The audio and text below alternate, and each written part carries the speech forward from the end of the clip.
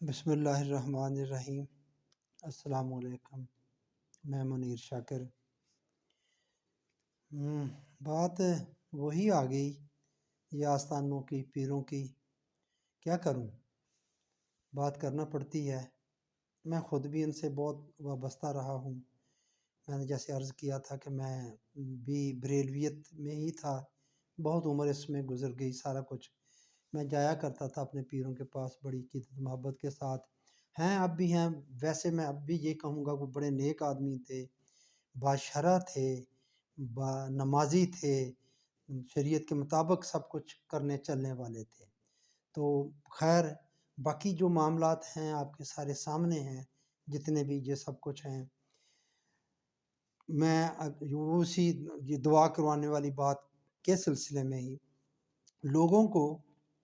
ان آستانوں، پیروں اور عاملوں وغیرہ کے پاس بھیجنے والے کون ہیں، کیا ہے، بندے ہیں، کیا جذبہ ہے، کس چیز کے تحت ہم ان کے پاس جاتے ہیں، آستانوں کے پاس پر جاتے ہیں، پیروں کے پاس جاتے ہیں، عاملوں کے پاس جاتے ہیں۔ کیا چیز ہے؟ اللہ ان کی سنتا ہے، اللہ ان کی مانتا ہے، تمہاری نہیں سنتا؟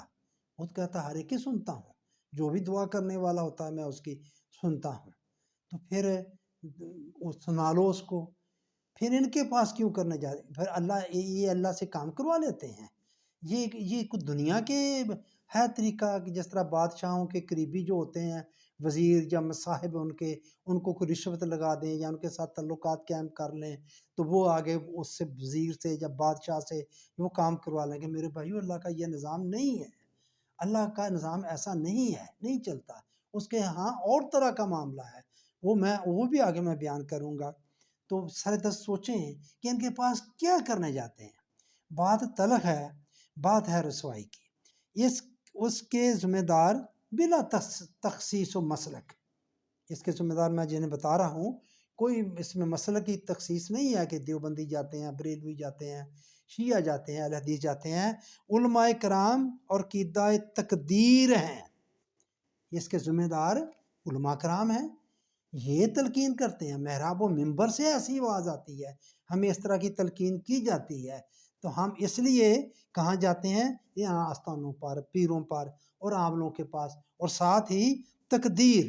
قیدہ تقدیر کی وجہ سے جاتے ہیں کہ اللہ تعالیٰ نے لکھ دیا ہے، ہمارے جو ہمارے قسمت میں ایسا لکھ دیا ہے، کسی طرح وہ ٹال لے۔ یہ نیک بندے ہیں، وہ لکھے ہوئے کو کس طرح ہٹا دے، مٹا دے۔ قادر مطلق ہے، جو چاہے کر سکتا ہے، مٹا سکتا ہے۔ شاید ان کی زبان سے وہ ایسا ہو جائے، ٹل جائے۔ جب یہ کہا جائے کہ سب کچھ اللہ کی مشیت سے ہوتا ہے، اور یہ کہ اللہ اپنی بات بدل لیتا ہے، اگر یہ بات طے ہو جائے،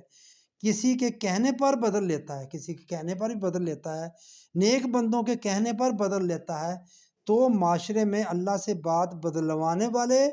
اور بات منوانے والے نیک بندے پیدا ہو گئے۔ یہ بات ہے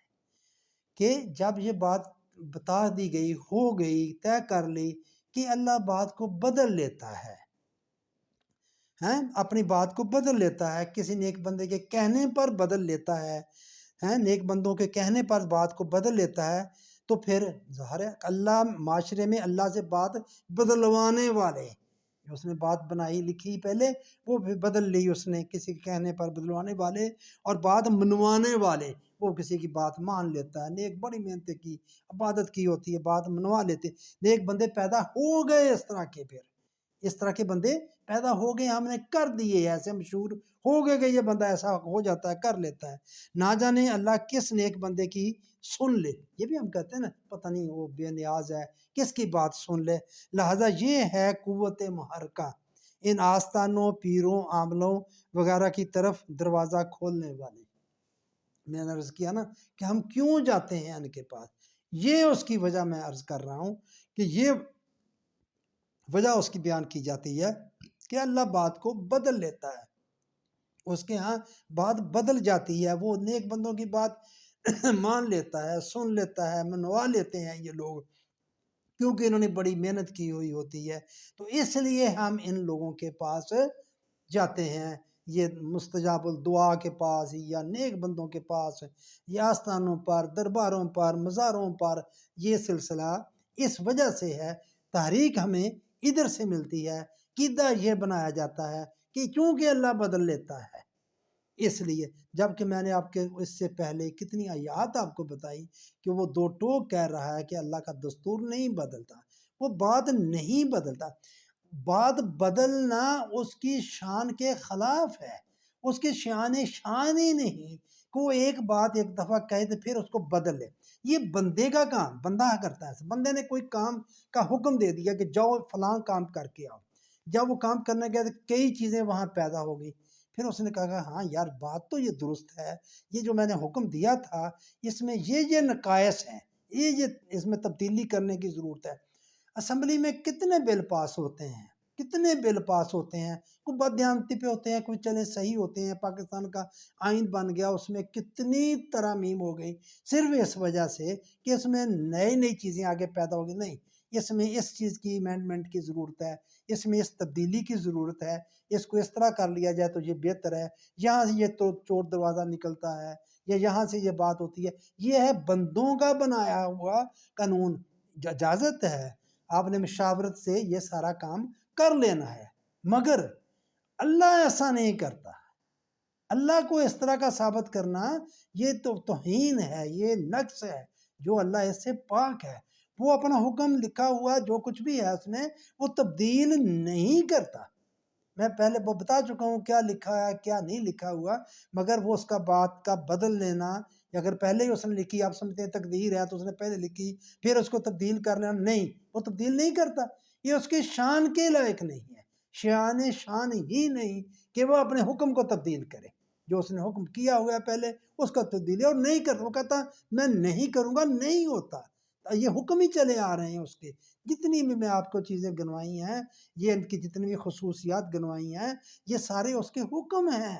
پانی جس طرح چل رہا ہے یہ اس کا حکم کے تحت چل رہا ہے، چلا آ رہا ہے، درخت جس طرح چل رہے ہیں، اگتے آ رہے ہیں، آگے بڑھ رہے ہیں، یہ سب اس کا حکم ہے، عالم امر سے ہوا چلا آ رہا ہے، بندے کے بارے میں اس کا یہ حکم ہے کہ تجھے عقل اور اقدار اختیار دے دیا، تو نے اب اس کے مطابق تیری مشیت تیری مرضی اس کے مطابق تو نے چلنا ہے، یہ تیرے بارے میں یہ حکم ہو گیا ہے، تو میں بھائی سر دست یہ کہنا چاہتا تھا کہ یہ محرک کیا ہے